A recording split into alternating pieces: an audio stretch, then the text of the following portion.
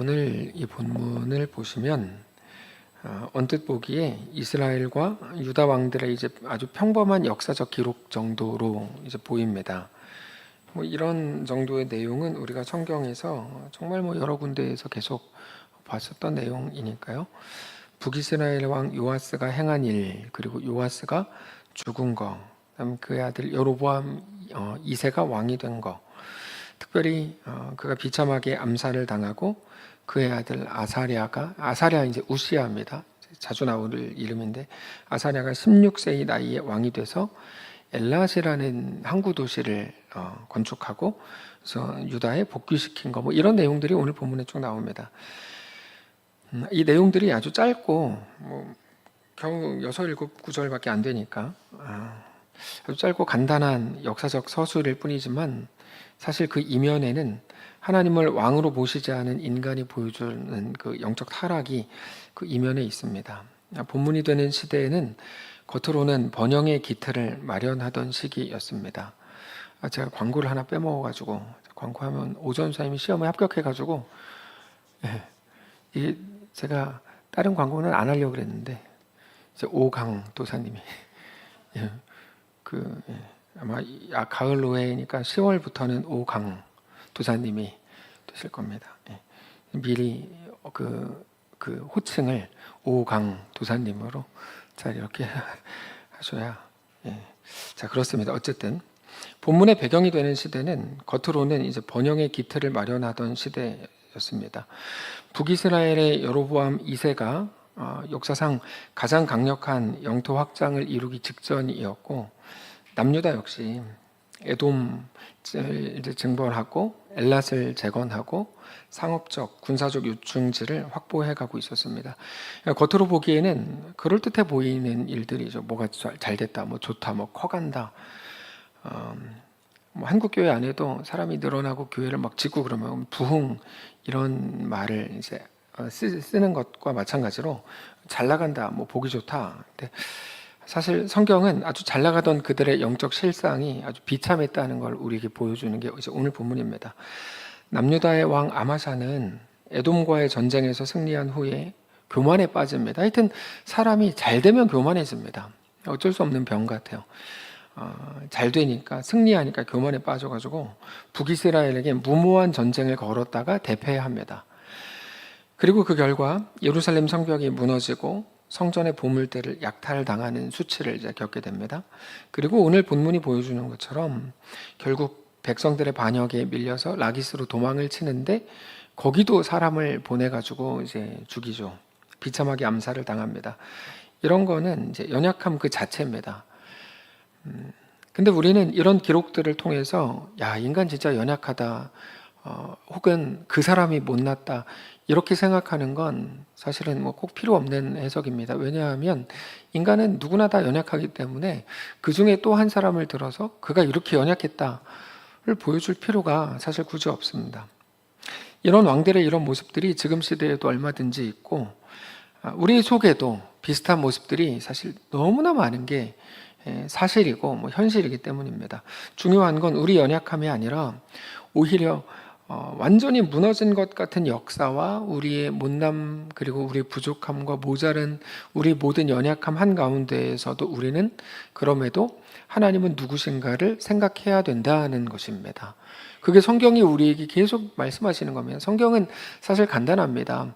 인간은 어떻게 그렇게 연약한가? 또 하나, 그럼에도 불구하고 하나님은 어떻게 그렇게 신실하시고 완전하신가? 성경은 계속 우리에게 그거를 보여줍니다. 그러니까 성경을 볼 때 가장 잘못 보는 게 뭐라고 말씀드렸죠? 사울과 다윗이라 그러면 사울은 이렇게 해서 못났다, 우린 그렇게 하지 말자. 다윗은 이렇게 해서 칭찬받았다, 우리도 그렇게 해서 복받자. 이거는 가장 초딩처럼 성경을 푸는 겁니다. 성경은 우리에게 그렇게 해석하라고, 교훈적으로 해석하라고 성경을 우리에게 주신 게 아니고 우리는 얼마나 연약한가, 반면 하나님은 얼마나 강하신가. 그러니까 우리가 연약하고 힘이 다 빠지고 절망할 때 우리가 당연히 이 땅에 있는 것들을 소망 삼아서 하나님의 이름을 활용해서 그 세상에 좋은 것들을 얻으려 하는 게 아니라 하나님 이름에 소망이 있는 것을 우리가 실패한 그 자리에서 깨닫고 고백할 수 있다면 그거야말로 놀라운 복이다. 이게 이제 성경이 우리 계속 말씀을 하시는 겁니다. 인간의 역사는 끊임없이 실망스럽고 무너지고 부족하지만 그런 실패의 역사 위에서도 묵묵히 하나님께서 계획하시고 시작하신 구속 역사를 이루어 가시는 하나님의 신실하심과 은혜를 우리는 우리의 절망의 순간 바라보아야 한다, 이 말입니다. 자, 오늘 본문 19절을 보면 유다의 왕 아마샤의 비참한 마지막을 이렇게 기록합니다. 19절에 예루살렘에서 무리가 그를 반역한 고로 그가 라기스로 도망하였더니 반역한 무리가 사람을 라기스로 따라 보내 그를 거기서 죽이게 하고 그 시체를 말에 실어다가 예루살렘에서 그의 조상들과 함께 다윗성에 장사했다. 여러분, 아마샤는 우리가 지난 본문, 지지난 본문에서 나눈 것처럼 에돔을 물리치고 승리했던 왕입니다. 그때는 사람들이 막 다 박수치면서 환호했고 막 인기가 어마어마했을 겁니다. 그런데 그런 왕이 자기 나라 백성에 의해서 반역을 당하고 그렇게 쫓기다가 처참하게 암살까지 당합니다. 그러다가 그의 시체는 비참하게 말에 실려서 돌아올 뿐이었죠. 인간이 그렇게 갖고 싶어 했던 것들, 왕이 되면 가질 것 같은 거, 뭐 권력과 돈과 욕심과 인간의 실력이라고, 이 실력이 맺어낼 만한 어떤 열매라는 게 고작 이런 거다, 이겁니다. 그러니까 그가 전쟁에서 승리하면 어떻게 할 건데요? 그럼 뭐가 되는 거죠? 결론은 이건데요. 그가 왕이 되면 어떻게 할 건데요? 결론은 이건데요. 그러니까 모든 결론이 다 깔때기처럼 어디로 시작해도 밑으로 흐르는 것처럼 다 거기로 가는 거예요. 우리가 둘째 아들의 이야기를 뭐 잘 알고 있죠. 그 아이는 모든 좋은 것들을 가졌는데 더 갖고 싶어가지고 급기야 아버지에게 유산까지 땡겨달라고 미리 땡겨받았죠. 그것들을 가지게 되면 자기가 세상 누군가가 말해주는 최고 좋은 결론을 만들어낼 수 있을 것 같았기 때문입니다. 그러나 이 아이가 가장 좋은 조건들을 가지고도 만들어낸 결론은 뭐였습니까? 최악의 것들이었죠. 최악의 것들. 돼지 주엽 열매조차 주는 이가 없는 것. 그게 이제 그 아이가 모든 가장 좋은 조건들을 가지고 만들어낸 거예요. 이거는 그 아이가 잘못했다는 게 아닙니다. 이것도 그러니까 뭐 방탕하게 뭐 어떻게 하면 안 된다, 이 얘기가 아니에요. 그거는 탕자 이야기라는 것도 뭐 사람들이 꾸며내 뭐 지어낸 제목이지만 그 내용은 그런 내용이 전혀 아니에요. 그 내용 뭐냐면 애가 잘못했다, 우리는 잘못하지 말자가 아니고 걔는 잘못된 거를 믿은 겁니다. 잘못된 게 뭡니까?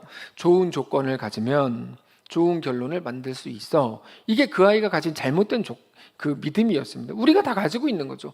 우리가 왜 그렇게 돈을 벌려고 그러고, 혹은 왜 그렇게 뭐 자녀가 좋은 대학에 가야 된다고 생각하고, 왜 그렇게 좋은 직장에 취업해야 된다고 생각하고, 왜 그렇게 남들에게 뭐 손가락질 안 받고, 하여튼 뭐 다 좋은 것들을 왜 그렇게 가지려고 그럽니까? 그게 좋은 결론을 가질 거라고 믿기 때문인데, 둘째 아이가 그랬다니까요. 근데 그런 거 못 가졌습니다. 예. 좋은 조건들로 좋은 결론을 가질 수 없다는 것을 우리가 성경뿐 아니라 우리 역사를 통해 계속 확인해야 됩니다. 근데 그렇게 그 아이가 만든 최악의 결론, 그런 조건은 뭐 또 하나의 조건이 된 거죠. 빈털터리가 되고 돼지 주엽 열매조차 주는 이가 없게 되는 그 조건을 가지고 하나님은 어떻게 하시죠? 가장 존귀하고 가장 명예롭고 가장 영광스러운 결론을 만들어내시죠. 여러분, 이게 우리가 성경을 볼 때 깜짝깜짝 놀라는 부분이에요. 야, 하나님 도대체 누구냐? 하나님 어떤 분이시냐? 여기에 놀라는 거죠. 가난과 외로움과 실패와 절망이라는 조건이 됐는데, 그 둘째 아이가 조건이 그걸로 아버지의 집을 생각나게 하신다? 와, 이거는 정말 하나님은 창조의 하나님이시니까 놀랍게 창의적인 방식으로 일하시는 거죠. 그래서 아버지의 집으로 돌아가게 하시고 그렇게 다시금 아버지의 아들이 되게 하시죠. 오병이어 이야기도 말씀을 드렸습니다. 이것도 똑같은 내용입니다. 많은 사람들은 그거를 갖다 드린 어린아이를 막 칭찬하고 높이지만, 그런 경향이 있지만 사실 그 본문이 어떤 내용인지 지난주에 말씀을 드렸어요. 아이의 드림을 높여주어야 하는 본문이라기보다 오병이어 자체가 얼마나 아무것도 아닌지, 근데 그 아무것도 아닌 거를 가지고도 가장 복되고 놀랍고 영광스럽고 존귀한 결론을 만드시는 하나님의 신실하심에 대해서 보여주는 본문이라고 말씀을 드렸어요. 당장 오늘 본문도 연약함 자체로 꽉 차 있는 거죠. 연약함 자체로. 인간이 그렇게 갖고 싶어 하던 권력이라는 게 이거 얼마나 허무한 겁니까? 그때는 떵떵거리는 것 같은데 막 사람들에게 쫓겨서 족이 막 밀려나서 조이 구석에 가서 죽임당하고 암살당하잖아요.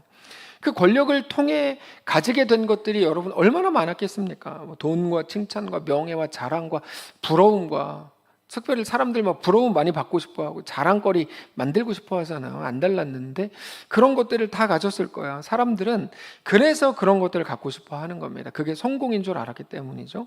그러나 어떤 조건을 가지는 것 자체로도 성공이 될 수가 없습니다. 그러니까 바보들이 뭐라 그래요? 우리 자식 서울대 갔다. 그럼 성공인 줄 알고. 바보들이죠. 그게 성공이 아닌 거를 조금만 생각해 보면 알지 않습니까? 근데 그게 어떻게 성공입니까? 뭐 이번 의사가 됐다. 말씀드렸잖아요, 주일에. 진짜 돈 거리면서 의사 된 사람들이 제일 불쌍하다. 하이닉스를 갔어야지. 왜 그렇게 했냐. 근데 하여튼 진짜 그렇죠. 아이들이 공부를 잘하고 좋은 학교에 가고 좋은 직장에 가고 뭐 대단한 이름을 가지면 그게 성공이라고 생각하는 사람들이 있어요. 있어요, 진짜 있어요. 근데 그건 성공이 아닙니다. 어떤 사람들은 교회 건물만 크게 지어도 그 목사님 성공했다 그러더라고요. 제가 얼마 전에 들었는데 정말 황당한 이야기. 그 빚이 얼마인지도 모르고 그분은 이제 은퇴할 때까지 빚 걱정하느라 이제 하루하루 늙어갈 거예요.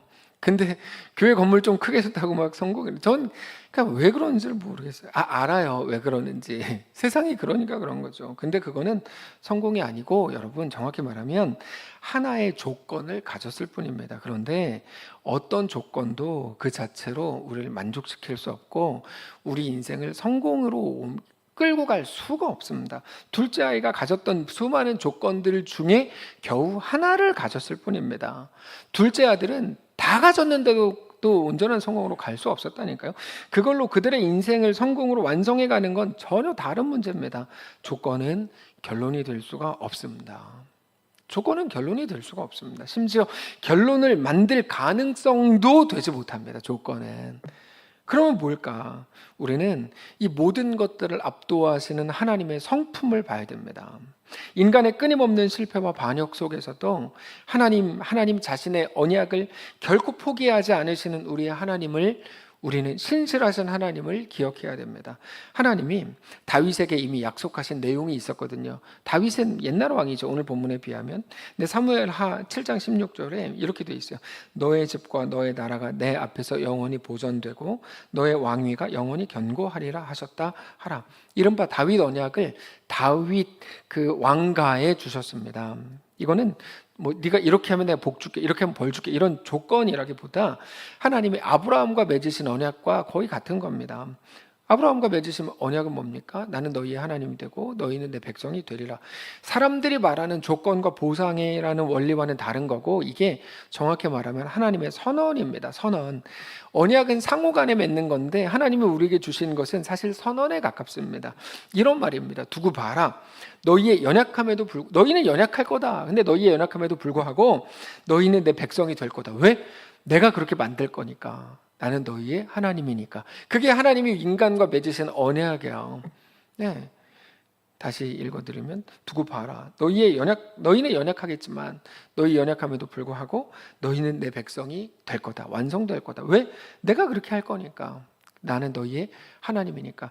하나님의 하나님 되심, 하나님이 나의 하나님 되신다는 그 말이 무슨 말이냐면 하나님이 우리를 하나님의 백성으로 삼으셨을 뿐 아니라 우리를 하나님의 백성으로 완성하신다라는 말과 같습니다. 재밌는 거는 후손들이 연약하고 부족하고 모자란 사람들이었다는 거죠.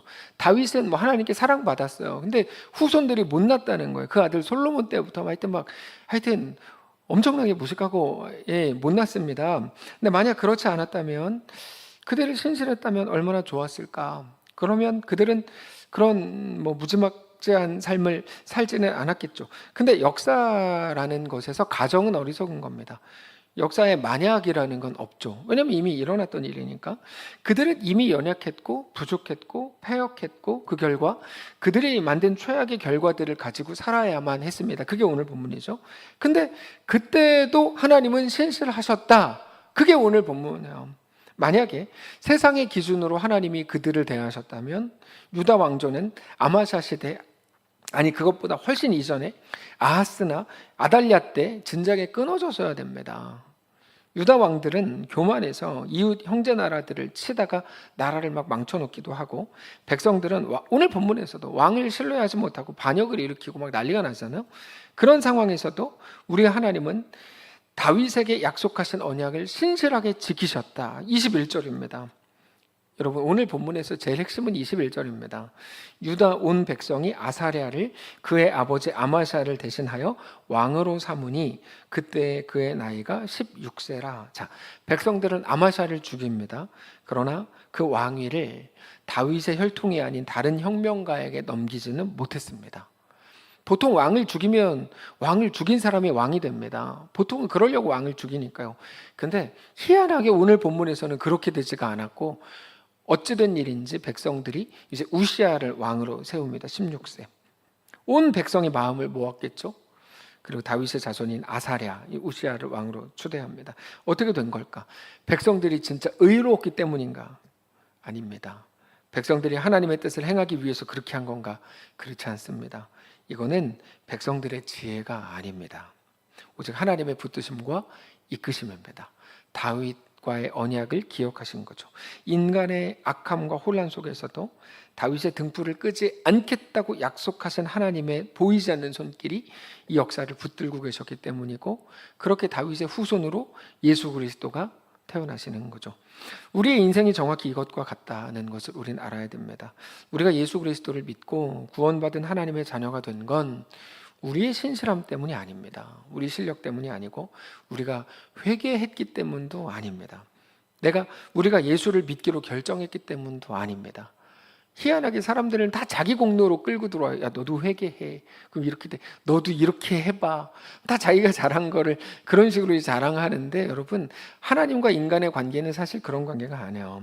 우리가 믿음으로 살기로 했고 주님을 따르기로 했어도 솔직히 말해볼까요? 솔직히 말하면 그 이후에도 우리는 매일 우리의 삶의 자리에서 하나님께 반역합니다. 솔직히 그렇잖아요. 저는 몇 배로 반역합니다.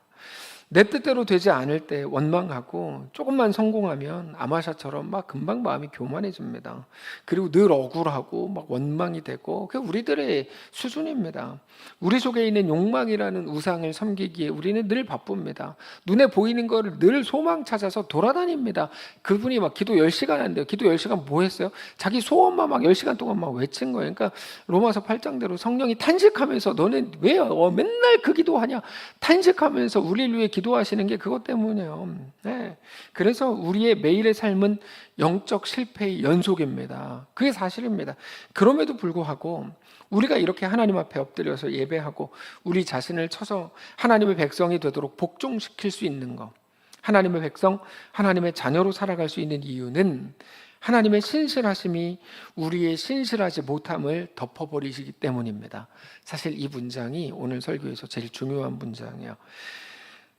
하나님의 신실하심이 우리의 신실하지 못함을 덮어버리기 때문에, 그래서 우리가 오늘 살 수 있는 겁니다. 하나님은 우리 연약함보다, 우리의 배신보다, 우리의 실패보다 더 크신 분이고, 더 견고하신 분이고, 더 완전하신 분입니다.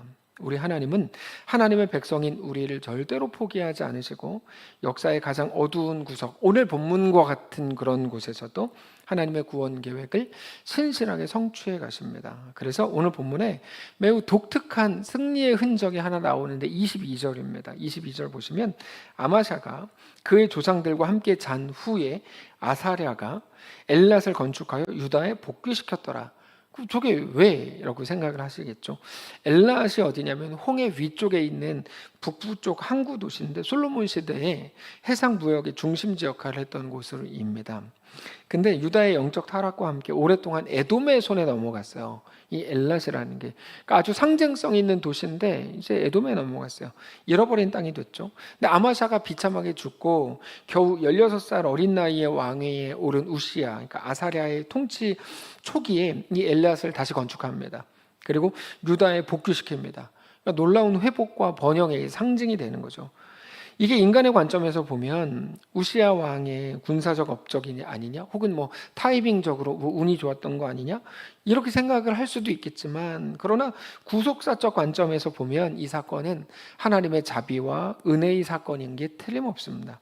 인간이 만들어낸 것들을 보면 분명히 망해야 되고 무너져야 되는데, 그들의 불성실함까지도 하나님의 완전한 신실하심으로 덮어주신 사건이 그 22절이에요. 그거를 하나님의 인자하심, 하나님의 자비라고 부르면 mercy. 이 영어에서 이제 우리가 영어 찬양 이제 가끔 들으면 mercy 이렇게 나오잖아요. 그게 이제 이겁니다. 자비, 하나님의 인자하심인데, 하나님의 인자하심이야말로 우리를 가장 안심하게 하고 복되게 하는 겁니다. 우리는 하나님께 대해서 자주 오해합니다.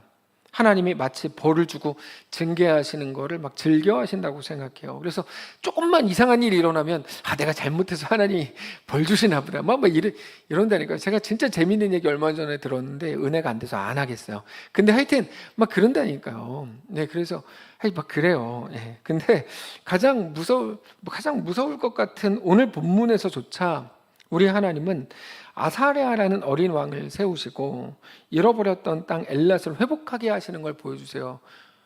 웃기는 재밌는 얘기 뭐였냐면 이거예요. 얼마 전에 자기가 산 주식이 떨어졌대요. 그래서 하나님이 왜 나한테 이렇게 하시지? 그랬다는 거예요. 그래서 제가 웃었어요. 하나님이 당신을 치려면 전 국민 다 같이 힘들게 주식을 떨어뜨리겠습니까? 당신 자식을 치지. 이렇게 제가 이제 얘기를 했어요.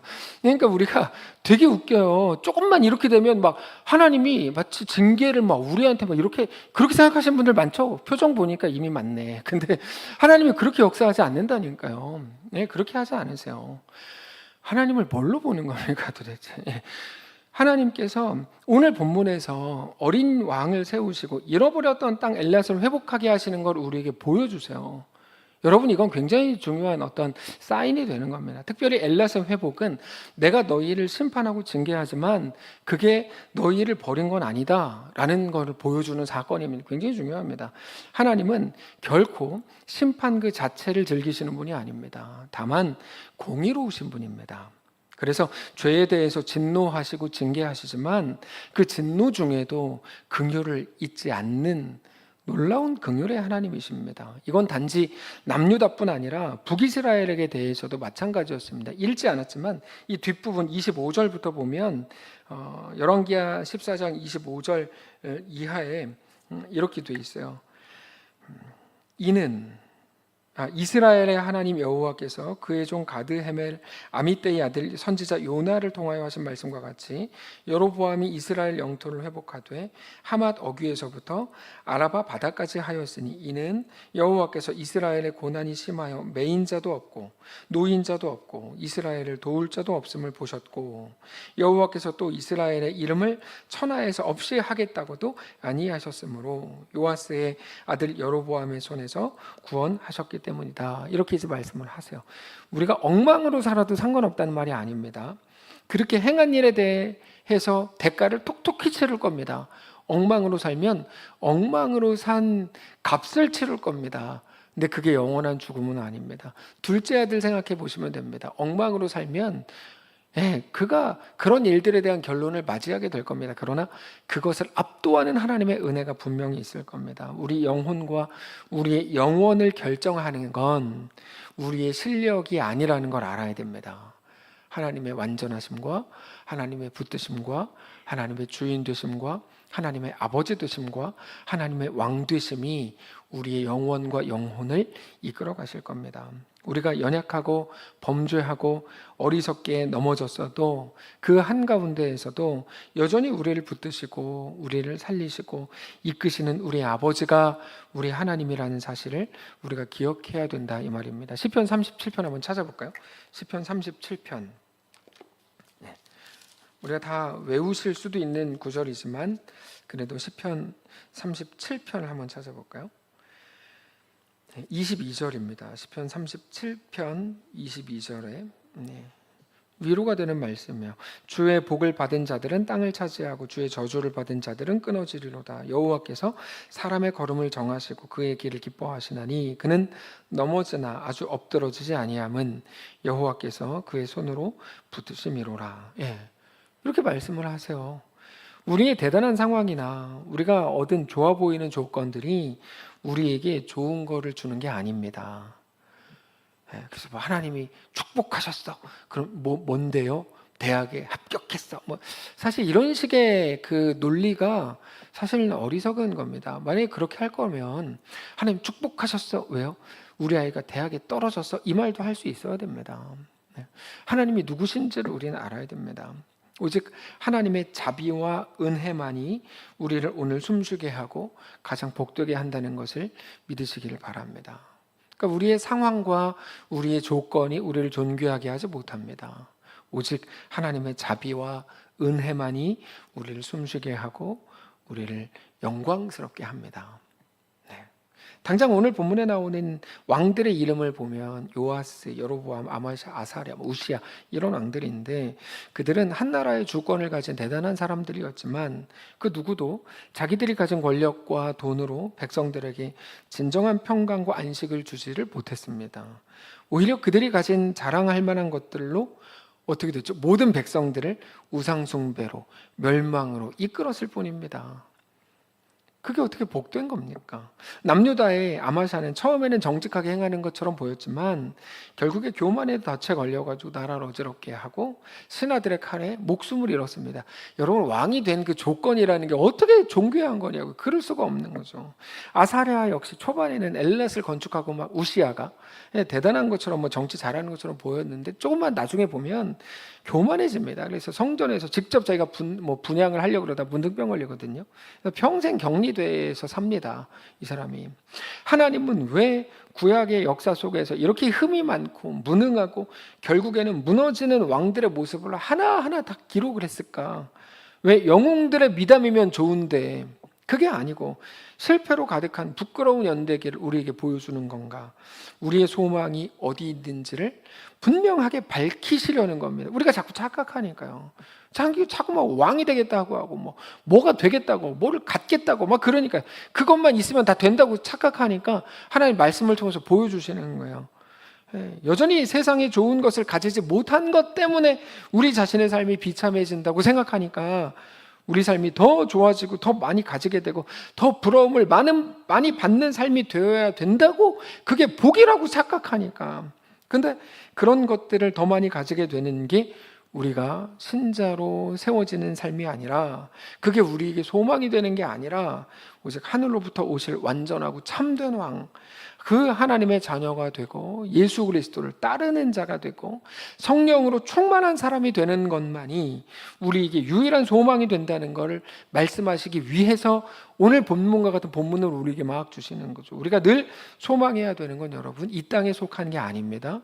하나님이 통치하시는 영원한 나라 결코 흔들리지 않는 하나님의 공의와 하나님의 인자하심을 갈망해야 될 뿐이다 라고 오늘 본문이 우리에게 말씀하고 있는 겁니다. 실제로 아마샤가 라기스에서 이제 암산을 딱 당했을 때 얼마나 많은 유다 민족 백성들이 이제 절망에 빠졌겠어요. 마음이 다 무너졌겠죠. 이제 큰일 났다.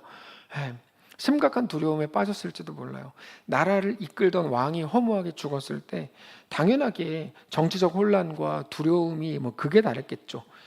그들이 16살의 어린 우시 아사랴를 왕으로 세우면서도 그들의 마음이 얼마나 불안했겠어요. 얼마나 불안했겠어요. 그러나 인간에 대한 불안이 오히려 하나님께 대한 소망이 되고 그들의 시선이 이제는 인간이 가진 어떤 조건이나 이 땅에 속한 것들이 아니라 영원한 왕이신 하나님을 향하게 된다면 그거야말로 그들이 가질 최고의 복이 되는 거죠. 결국에 우리가 의지해야 될 왕도 이 땅이 좋은 것이나 어떤 가능성들이 아니라는 사실을 알게 되시길 바랍니다. 오직 한 분, 영원히 변치 않으실 참된 왕이신 우리 주 예수 그리스도만을 바라보시기를 바랍니다. 말씀을 정리하겠습니다. 사랑하는 성도 여러분, 오늘 본문에 나오는 이스라엘의 왕들은 당연히 다 죽었습니다. 그들이 가졌던 화려한 이름도 대단한 조건들도 다 사라졌습니다. 오직 남은 건 그들의 실패 뒤에 그럼에도 묵묵히 일하셨던 하나님의 신실하심과 자비하심밖에는 없었다는 것을 기억하시길 바랍니다. 오늘 우리의 삶이라고 다를까요? 전혀 다르지 않습니다. 우리의 삶도 하나님의 은혜와 인자하심과 자비로 우리 삶은 완성되어 갈 것입니다. 우리에게 오늘 더 필요한 건 더 새로운 조건이나 사람들에게 자랑할 만한 더 좋은 조건들을 갖기 위한 무모한 노력이 아닙니다. 내 스스로 내 삶의 왕이 돼가지고 우리 인생의 돌파구를 만들어내겠다고 하는 교만한 다짐도 아닙니다. 우리가 아무리 실패하고 넘어져도 여러분, 하나님이 신실하십니다. 오직 하나님의 은혜가 우리를 붙들 때 우리는 절망의 자리에서 다시 일어날 수 있습니다. 우리 삶의 왕좌를, 소망의 자리를 유일한 우리의 왕이신 예수 그리스도께 내어드리실 수 있기를 바랍니다. 우리의 가정도, 자녀들도, 우리 미래도, 우리 무능함도, 우리 연약함도, 실수와 실패까지도 신실하신 하나님의 손에 맡겨드리시기를 바랍니다. 그리고 우리가 서 있는 모든 자리에서 영원토록 우리 하나님을 찬양하고 경배하고 예배하는 거룩한 주의 백성들 되시기를 주님 이름으로 축복합니다. 찬양합시다. 오직 주의 사랑에 매여 그 찬양하겠습니다. 이 소망의 언덕 기쁨의 땅에서 주께 사랑드립니다. 우리 모든 현실과 상황 앞에서 주를 경배합시다. 오직 주의 사랑에 매여 내 영 기뻐 노래합니다. 이 소망의 언덕 기쁨의 땅에서 주께 사랑드립니다. 오직 주의 임재 안에 갇혀 오직 주의 임재 안에 갇혀 내 영 기뻐 찬양합니다. 내 영 기뻐 찬양합니다. 이 소명의 언덕 거룩한 땅에서 주께 경배드. 다시 한번 합시다. 오직 주의 사랑에 매여 오직 주의 사랑에 매여 내 영 기뻐 노래합니다. 이 소망의 언덕 기쁨의 땅에서 주께 사랑드린 오직 주의 임재 안에 갇혀 오직 주의 임재 안에 갇혀 내 영 기뻐 찬양합니다.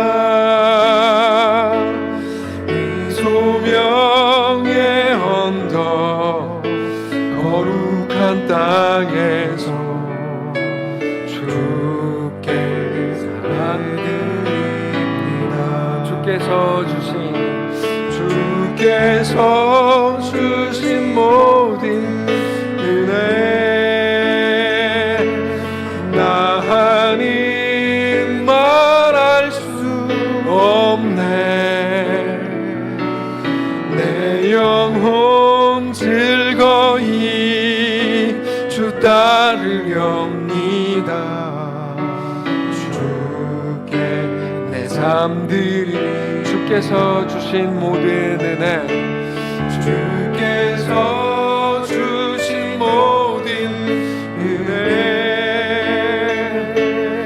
나는 말할 수 없네. 내 영혼 즐거이 주 따르렵니다. 주께 내 삶들이 눈 감고 고백합시다. 내 영혼 즐거이 내 영혼 즐거이 주 따르렵니다. 주 따르렵니다. 주께 내 삶 드립니다. 내 삶 드립니다. 주님, 사실 그러고 보면 우리 원망의 이유나 감사한다고 말하는 이유나 다 조건에 관한 것들이었습니다. 하나님이 누구신지, 하나님이 내 아버지 되심, 하나님이 나의 왕 되심, 내 주인 되심, 내 구원자 되심에 대한 감사와 감격이 우리 인생 가운데 넘쳐나기를 원합니다.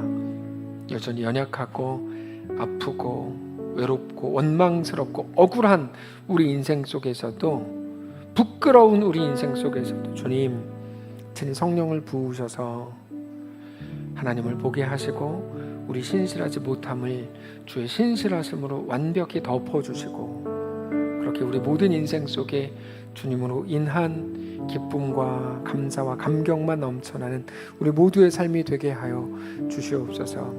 우린 연약하지만 주님이 강하시고, 우리가 부족하지만 주님이 완전하시고, 그 하나님이 우리 아버지요 주인이요 왕이 되셔서 너무 감사합니다.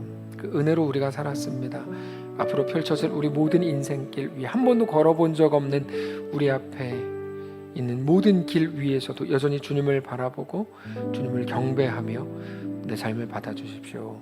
늘 고백하며 살아가는 우리 모두가 되게 하여 주시옵소서. 우리 주인 되신 살아계신 우리 주 예수님의 이름으로 기도합니다. 아멘. 하늘에 계신 우리 아버지여, 이름이 거룩히 여김을 받으시오며 나라가 임하시오며 뜻이 하늘에서 이룬 것 같이 땅에서도 이루어지이다.